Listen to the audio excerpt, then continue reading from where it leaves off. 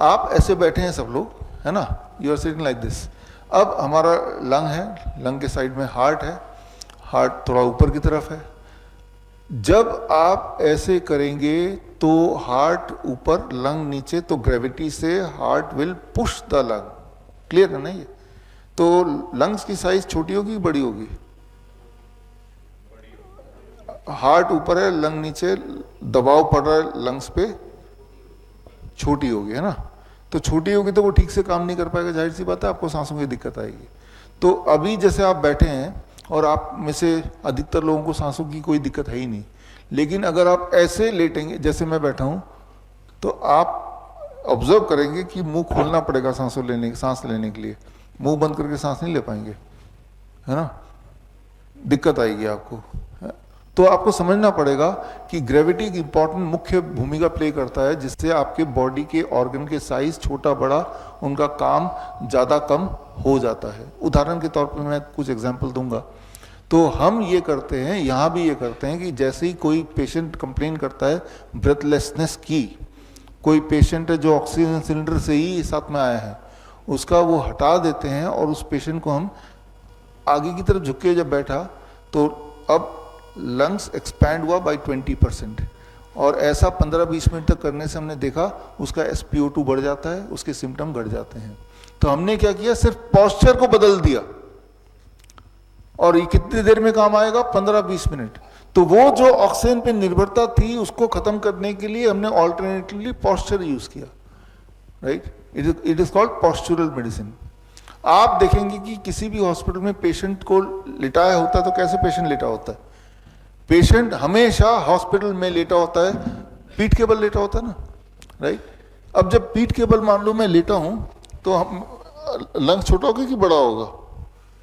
छोटा होगा, है ना। उसी पेशेंट को मैंने पेट के बल लिटा दिया, इट्स कॉल्ड प्रोन वेंटिलेशन, याद रखिए, प्रोन।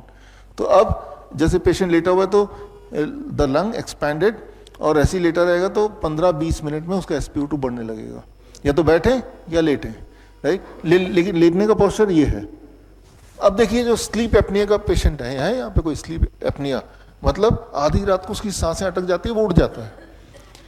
तो स्लीप एपनिया का पेशेंट आप है ना, स्लीप एपनिया का पेशेंट को क्या करना चाहिए कि उसकी सांसें ठीक से बनी रहे? सबसे इंपॉर्टेंट तो सांसें ही हैं, वही रुक गया तो फिर बचा ही क्या।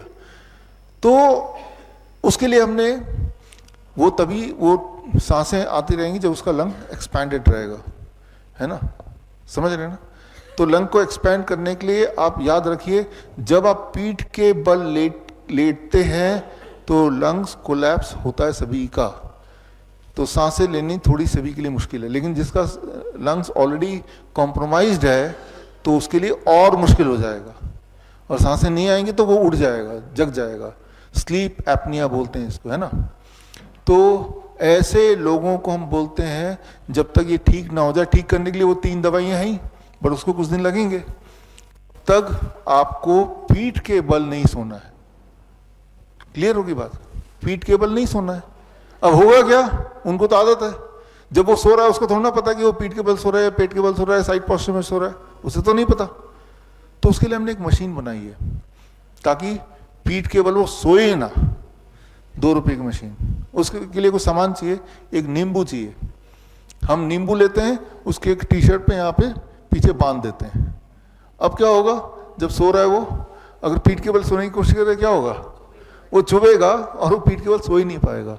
और ऐसा करते ही एक दिन के अंदर उसका CPAP मशीन, BiPAP मशीन छूट गया, जो कि काफी समय से वो कई महीने से ले रहा था, समझ रहे हैं। तो बहुत बड़ी दिखने, जितनी बार CPAP मशीन पे रहेंगे साथ साथ लंग में निमोनिया होता जाएगा, लंग्स और कमजोर होते चले जाएंगे। तो जो आपकी डिपेंडेंसी है, चाहे CPAP BiPAP मशीन पे है, चाहे ऑक्सीजन कॉन्सेंट्रेटर पे है, ये सारी डिपेंडेंसी या अस्थमा के लिए, तो वो सारी डिपेंडेंसी आपके लंग्स को और ज़्यादा कॉम्प्रोमाइज करती जा रही है। तो हमें उससे पीछा छुड़ाना जितनी जल्दी हो सके वो ज़रूरी है। बड़ी से बड़ी बीमारी का आसान से आसान इलाज घर बैठे ही हो सकता है। अधिक जानकारी के लिए कॉन्टैक्ट करें nearest doctor BRC clinic @home।